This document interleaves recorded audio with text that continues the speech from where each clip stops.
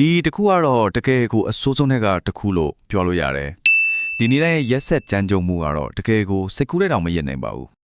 သူတို့ဘယ်လိုလုပ်တယ်လဲဆိုရင်တားကောင်ကိုနှုတ်နဲ့ပြားရည်တွေအတင်းတိုက်တယ်အဲ့ဒီခါမှာဝိုင်းတွေအချမ်းသွားတာကောပြီးတော့ခနာကိုလည်းပြားရည်နဲ့ထပ်တုပ်လင်းထားတော့ insect တွေအောင်လာတော့ပုံပွားတွေကအပြင်ကနေကြိုက်ဖြတ်စားတော့တယ်လို့အတွင်းမှာဝိုင်းတွေကြောင်းဖြစ်လာတဲ့ပိုးလောက်တွေကလည်းအတွင်းကလေးစားတွေကိုစားထုတ်ကြတယ်လူတစ်ယောက်ကအသက်ရှင်လက်နဲ့ပုတ်တော့ဆွေးမြေသွားတာကိုမြင်အောင်ကြည့်ပါလားနောက်တစ်ပိုင်းကတော့တခြားလူတွေနောက်ထပ်အဲ့လိုအဖြစ်မျိုးမလုပ်ရဲအောင်သင်ခန်းစားပေးတာပဲလောင်ရင်ထဲမှာထွက်ဖြည်းဖြည်းက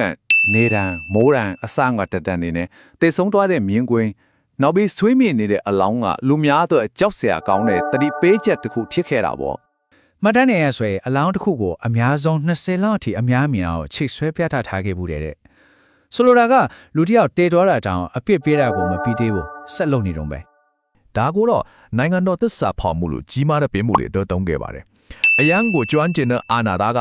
တားကောင်ကိုချက်ချင်းမတည်အောင်ထိန်းထားပြီးနာရီပေါင်းများစွာတခါတလေရပေါင်းများစွာအထိနာကျင်မှုကိုတမင်တက်တက်ဆွဲဆန်ထားတာပါလူတယောက်ကိုအရှင်လက်လက်အရေးခွန်စုတာစဉ်းစားကြည့်အောင်နဲ့ဒီမခံစားနိုင်စရာပဲဒီလိုကန်းစင်မှာအရေးပြားကိုတခုတည်းဖြစ်အောင်စုပ်ခွာပြီးတားကောင်ကိုအသက်ရှင်နေအောင်ထိန်းထားတာကြောင့်မခံမရနိုင်တဲ့နာကျင်မှုနဲ့စစ်ပိုင်းဆိုင်ရာထေလာမှုကိုတားကောင်ရောမြင်ရတဲ့သူတွေရောခံစားရပါတယ်ဟုတ်ပါတယ်တိကျတာတစ်ခုကတော့ဒီလိုမျိုးလူတွေရှင်းမှာရက်ဆက်ဆက်အပြစ်ပေးတာမျိုးတွေကတော့အခုခေတ် gas CNC system တွေမှာမရှိတော့တဲ့လောက်ပါပဲ